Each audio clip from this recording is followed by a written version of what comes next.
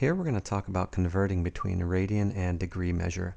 So we know from the previous video that for every 180 degrees, you get pi radians, or you have pi radians. So this is a way of converting between degrees and radians. And an analogy that will help us think about this comes from baking. So we know in baking that you follow recipes. So let's say that you're looking at a recipe, and the recipe calls for, let's say, 2 teaspoons of salt per 5 cups of flour. Okay, that's the recipe that you're following. Now, if you wanted to triple a recipe, right, that if you had 15 cups of flour, right, how many teaspoons of salt would you need? Well, you'd say, yeah, you triple the number of the cups of flour to get 15, and you triple the number of teaspoons of salt to get 6 teaspoons of salt, right? So it's easy because you saw that tripling, we just simply multiply both quantities by 3. But it's not so obvious if you had like 8 cups of flour, right? So how would you figure out how much salt would go with 8 cups of flour following this recipe? Well, what you do is you make use of this ratio. You just write the ratio 2/5, right? And that fraction tells you the rate at which you have how much salt you have with respect to flour. Now, I said we had 8 cups of flour, right? What you do is you set the fraction you know equal to a new fraction where the denominator, so the denominators here are in cups of flour, and you don't know what the numerator is, but you're looking for that. So when you write this, you're saying, I know that 2 teaspoons of salt go with 5 cups of flour, and what you're asking is, how many teaspoons, that is x, how many teaspoons of salt go with 8 cups of flour? So you have to solve this equation, and you do that by cross-multiplying, and you get 5x is equal to, well, 16, so x is equal to 16/5. And that would be 3 1/5. 3 1/5 what? Well, that would be teaspoons of salt. Okay, so you need 3 1/5 teaspoons of salt to go with 8 cups of flour. And so if you do that, if you keep that ratio the same, you'll keep the flavor of the recipe, whatever you're cooking, the same as far as salt and flour are concerned. Now, the same thing is true with degrees and radians. This is the key ratio that we're going to make use of.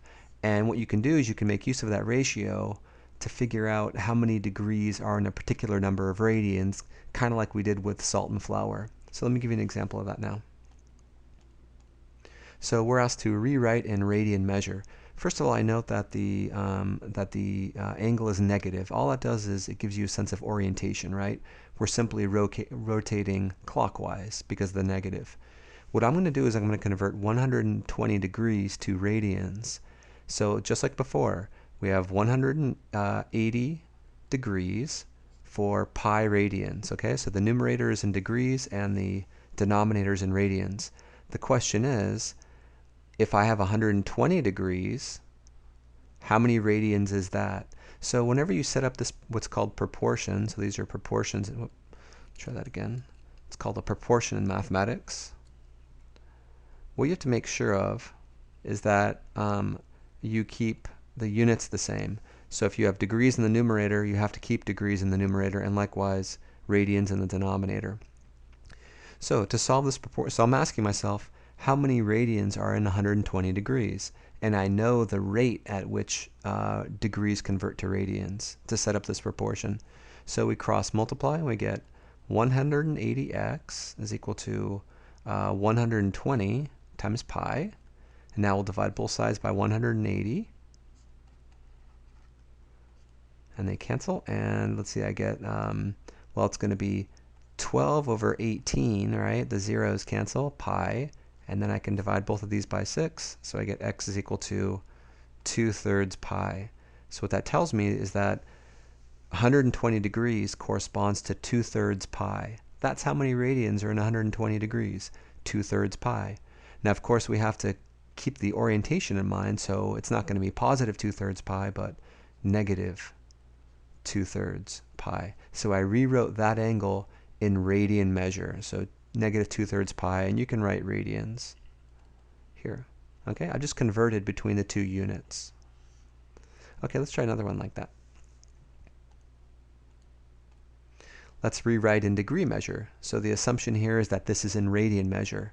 So once again, we know that there are 180 degrees for pi radians, and you can leave off the little units if I'm aware that this is degrees and this is radians. And so what am I looking for? Well, I want to know how many degrees this is. So in this case, the x is in the numerator because that's what I don't know, the number of degrees, but I do not know the number of radians. It's 5/12 pi. So that goes in the denominator there. And then I have to solve this equation. Once again, by cross multiplying, so I get pi times x is equal to, well, 180 multiplied by 5/12 pi. Okay, and then I'm going to divide both sides by pi, so the pi's cancel, and so I have to just multiply these together. And let's see, 12 goes into 180. It's going to be, let's see, 15 times. So 15 times 5 is going to be 75. So 75 degrees. Whoops, that's not a 6. That's a little degree measure. Okay, so that means that 5/12 pi corresponds to 75 degrees. Okay, so hard to visualize that, right? But not so bad when we use our ratio to convert. And this is always true, right? There are 180 degrees for every pi radians. Okay, an interesting question we can now answer is, how many degrees are in 1 radian? Just like before, we know that there are 180 degrees for pi radians, and the question is, how many degrees? So x in 1 radian. Solving this equation, we get pi times x is equal to 180. So I divide both sides by pi. And using a calculator, I find that when I divide 180 by pi, I get x is about equal to 57.3 degrees. Okay, so 1 radian corresponds to about 57.3 degrees. Let's see if that makes sense.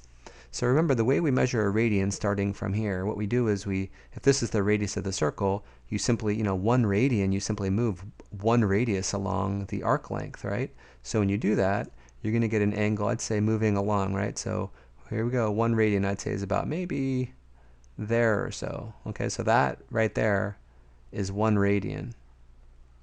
All I did is I moved along this arc length 1 radius. The question I have to ask you now is, does that look like it's about 57.3 degrees? Yeah, right, I can see that. That's about 57. That seems about right.